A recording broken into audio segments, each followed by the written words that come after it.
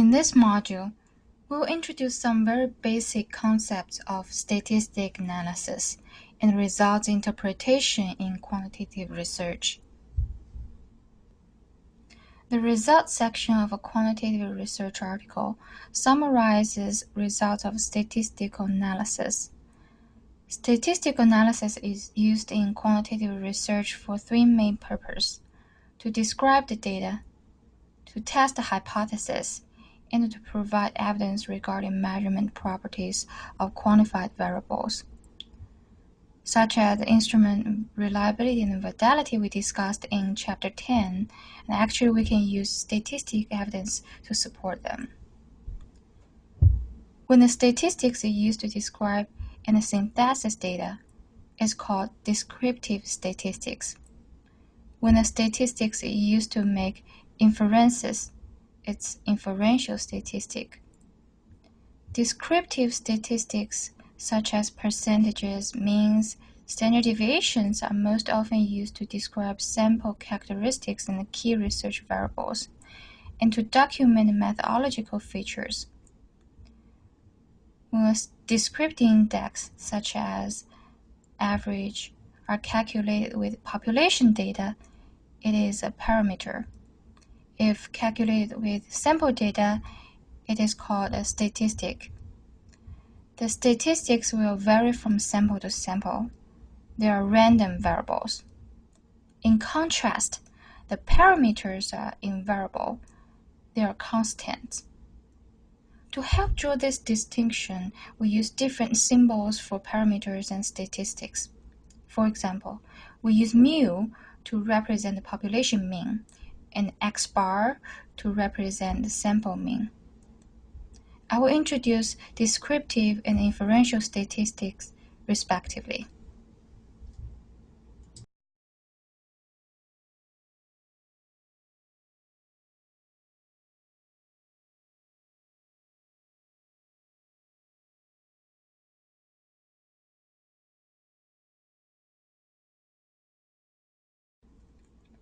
Data needs to be organized before analysis.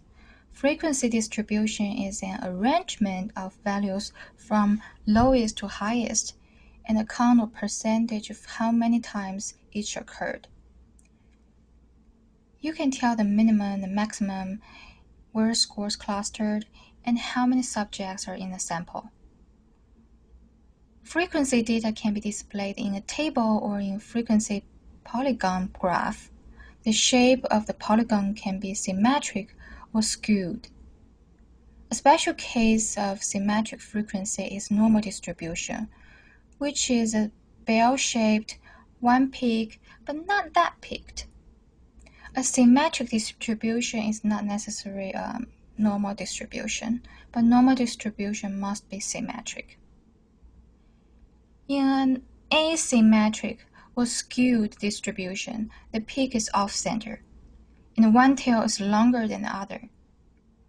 When the longer tail points to the right, the distribution has a positive skew.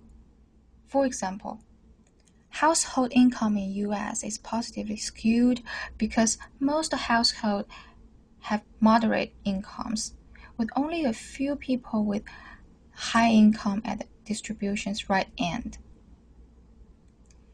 If the longer tail points to the left, the distribution has a negative skew. For example, age at retirement is negatively skewed as most people retire beyond 60 years old, which is when the state pension kicks in, and with fewer people retire at very young age. A symmetric distribution has the same mean, median, and mode. In a skewed distribution, the median and mean are different. We will discuss median, mean, and mode in next slide.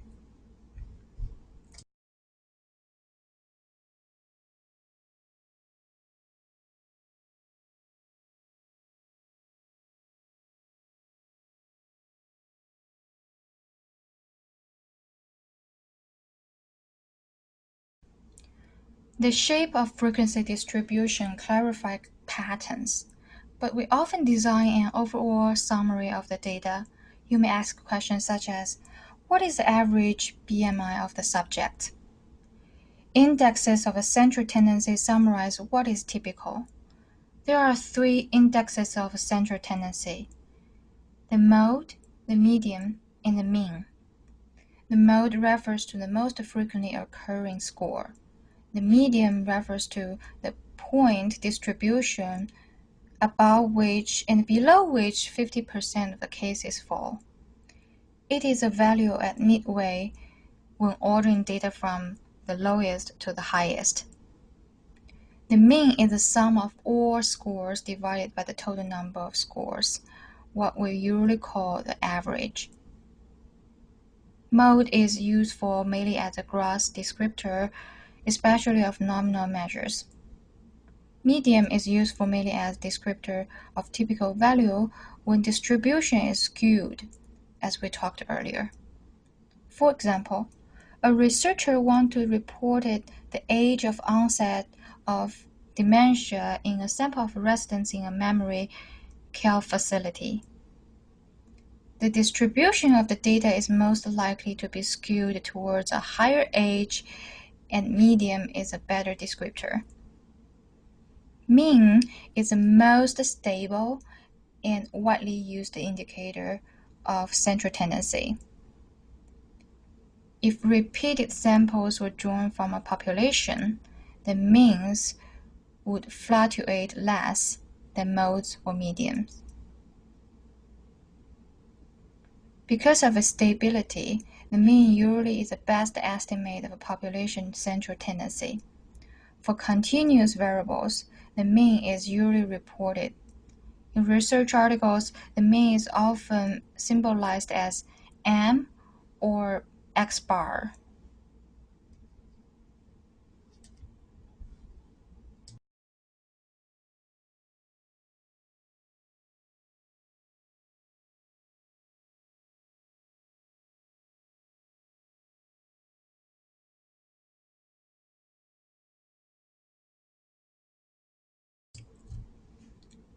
Even though 2 distributions have identical means, they could have different polygon shapes. This could be attributed to how spread out the data are. Variability describes how different the scores of people are from one another. For example, students from 2 schools taking a quiz. Both distributions have a mean score of 100, but School A has a wider range of scores, with some below 70 and some about 130. In School B, there are few low or high scores. The scores from School B are more densely packed, and those from A are more spread out. So we say School A is more heterogeneous or more varied than School B, and School B is more homogeneous than School A. The range is the highest minus the lowest score in a distribution. However, the most widely used variability index is the standard deviation. A standard deviation tells us how much on average the scores deviate from the mean. It is a measure of the average distance between the values of the data in the set and the mean.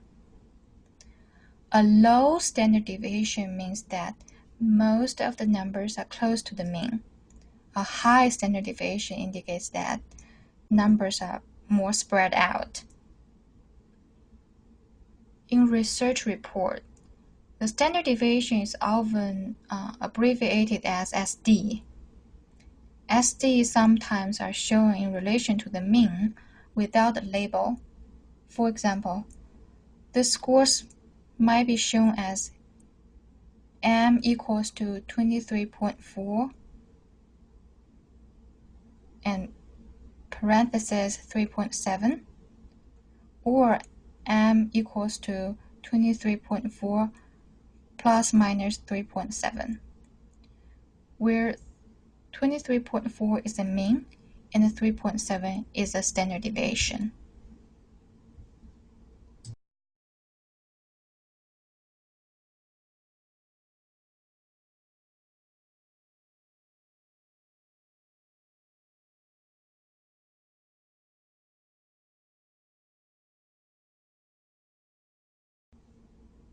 So far, our discussion has focused on univariate, which is one variable descriptive statistics.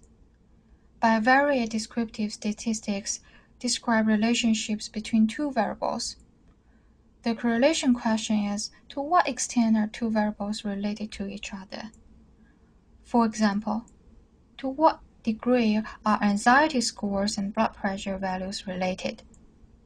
Correlation coefficient is an index to describe intensity and direction of a relationship between variables, typically ranging from +1, which is perfect positive relationship, through 0, which is no relationship, and to -1, which is perfect negative relationship.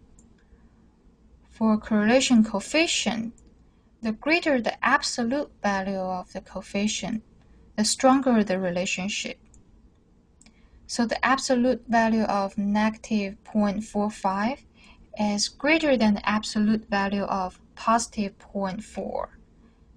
And thus, a correlation coefficient of -0.45 is stronger than a correlation coefficient of +0.4. The positive or negative sign before the coefficient represents the direction of the correlation. A positive correlation is when the increase of value of one variable is associated with the increase of another's. A negative correlation is the opposite.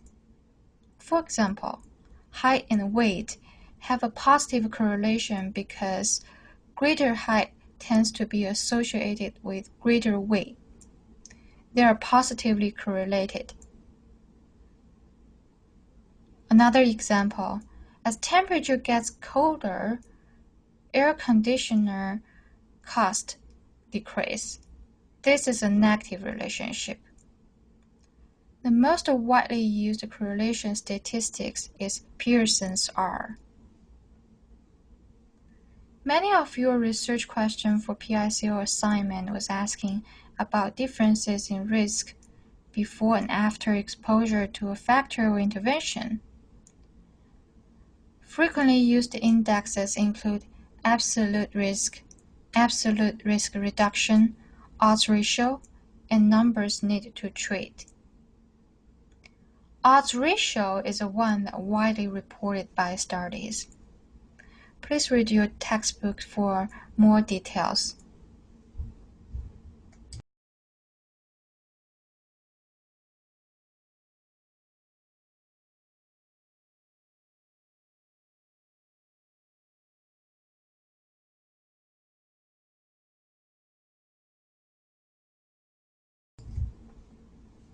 As we know, statistic is for sample and parameter is for population. Inferential statistics draw a conclusion from a sample to infer a population with calculated degree of certainty. There are two forms of statistical inference: confidence interval and hypothesis tests. The objective of confidence interval is to estimate the population parameter and show the degree of certainty. An objective of hypothesis test of significance is to weigh the evidence against the claim. Confidence interval describes the amount of uncertainty associated with the sample estimate of population parameter. It is a range of values that's likely to include a population value with a certain degree of confidence. It reflects how much risk of being wrong researchers take. It is often expressed a percentage whereby population means lies between an upper and lower interval. Suppose we use the same sampling method to select different samples, which may produce different interval estimates for each sample. Some interval estimates would include the true population parameter and some would not. A 95% confidence interval means that a 95% of all the intervals would include the population parameter. Confidence interval may be still a little bit abstract for you. If you cannot totally understand it yet, it is fine at this point.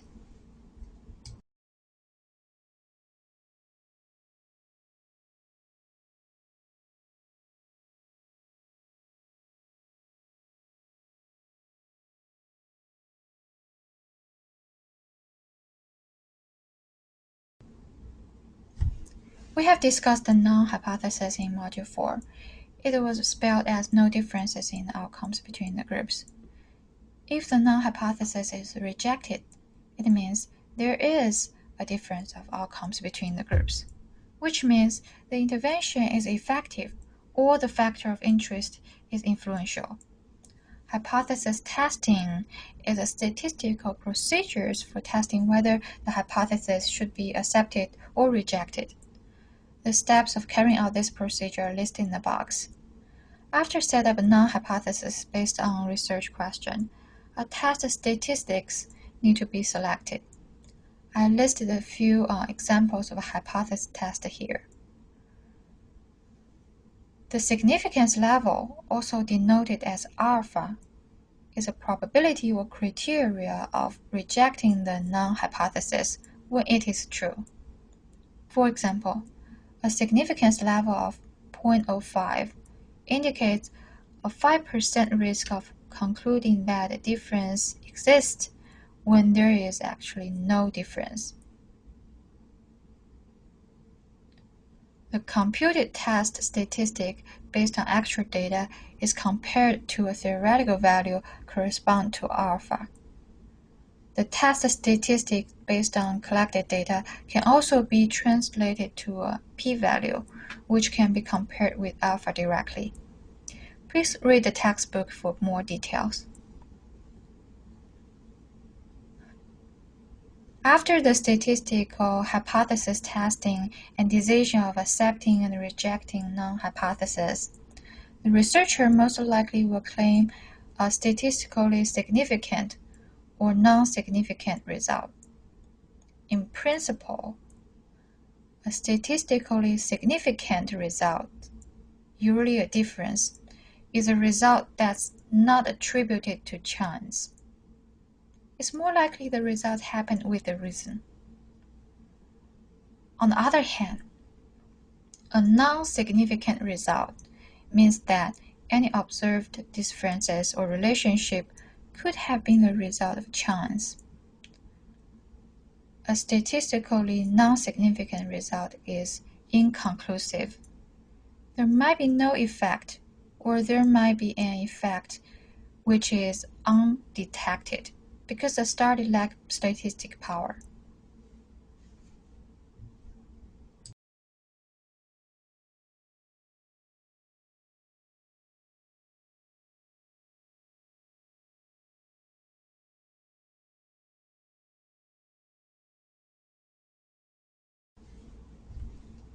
The primary output of statistical test is a p-value, probability value.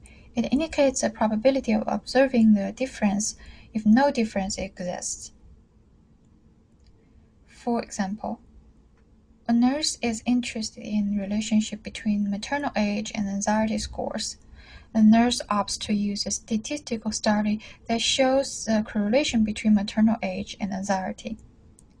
If the p-value is 0.014, which is smaller than 0.05, it would be a statistically significant result. The p-value indicates that there is only a 1.5% of chance that the connection between maternal age and anxiety was a result of chance. On the other hand, if the p-value was 0.06, which is bigger than 0.05, it would be a non-significant result, and the relationship would happen by chance, and the two variables may not be necessarily associated. If this is abstract to you at this point, you can simply remember that p-value is smaller than alpha. The significance criteria means a significant. The most common designed alpha is 0.05 and 0.01, but researchers could adopt other values too.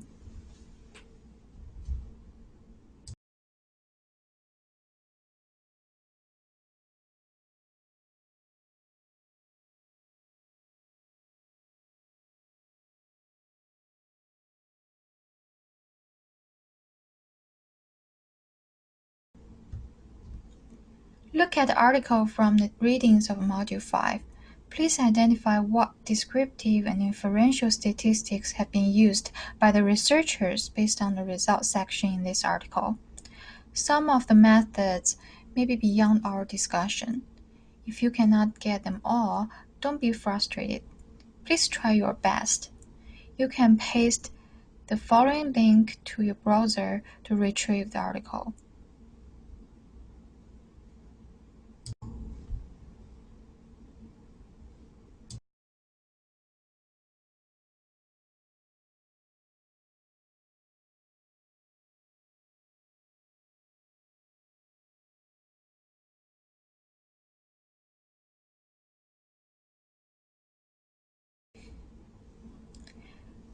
No matter the results are statistically significant or non-significant, results themselves do not communicate much meaning.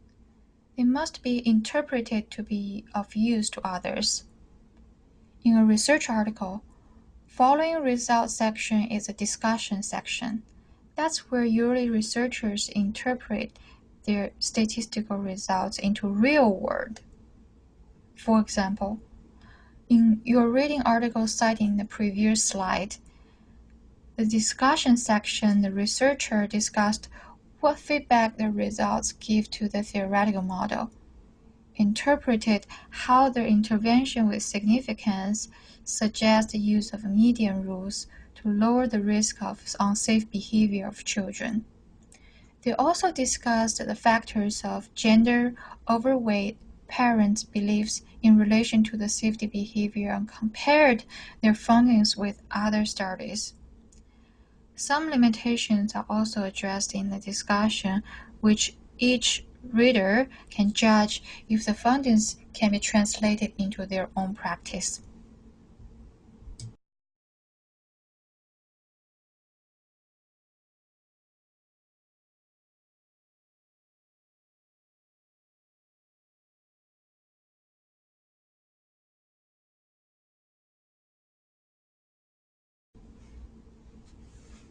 Broadly speaking, clinical significance is the practical importance of research results, while statistical significance indicates the reliability of the study results.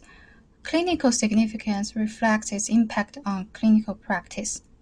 Unlike statistical hypothesis testing, which consensus that an alpha value of 0.05 would be standard criterion for significance, clinical significance is unlikely to adopt a uniform standard because of its complexity. Clinical significance considers the extent of change, whether the change makes a real difference to patient lives, how long the effects last, customer acceptability, cost effectiveness, and ease of implementation. We know that statistical significance is heavily dependent on the study sample size. Therefore, the reader has to interpret carefully whether the significance is clinically meaningful. In clinical practice, the clinical significance for group level is depend on its implication on existing practice treatment effect size. It is one of the most important factors that drives treatment decision. What is effect size? An effect size is a measure of how important a difference is. Large effect size means the difference is important. Small effect size means the difference is unimportant. So, effect size is not the same as statistic significance. Effect size tells you how important the result is. Another concept of number of needed to treat. We know that not everyone is helped by a medicine or intervention. Some benefit, some are harmed, and some are unaffected. The number needed to treat tells us how many of each, and the confidence interval is a range of value that's likely to include a population value with a certain degree of confidence that we have talked earlier. A key goal in evidence-based practice is to personalize best evidence individualization for specific patients' needs within a particular clinical context. So clinical significance at the individual level can be directly linked to this goal. The key thing is establishing a benchmark or threshold that designates the value of change score, which would be considered clinically important. When we talk about measure, we always think about conceptual and operational definition. One of the widely used conceptual definition for this benchmark could be the minimal important difference. It is the smallest difference in score in the domain of interest which patients perceive as beneficial and which would mandate, in the absence of troublesome side effects and excessive cost, a change in the patient management. The minimal important change differences benchmark is usually operationalized as an amount of change in score points on a measure that an individual patient must achieve to be considered as having a clinically important change.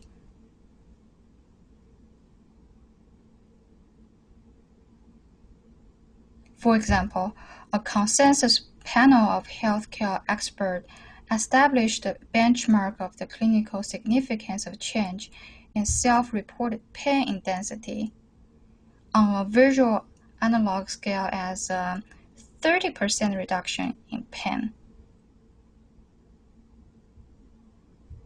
I have also attached the example in the text about the differences in statistical significance and clinical significance.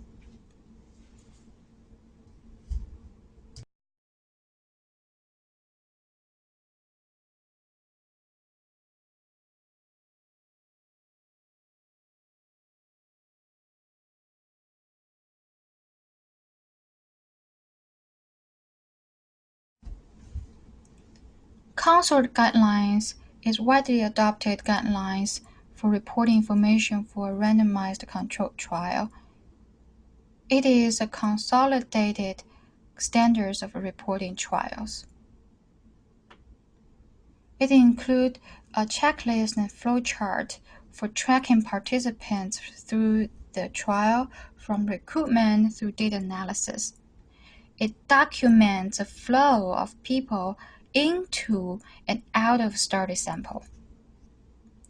It shows that the inferences that researchers made are supported by rigorous methodology decision, minimization of threats to study validity, and good standings for abstract constructs, as well as elimination of reduction of bias and efforts to find corroborating evidence.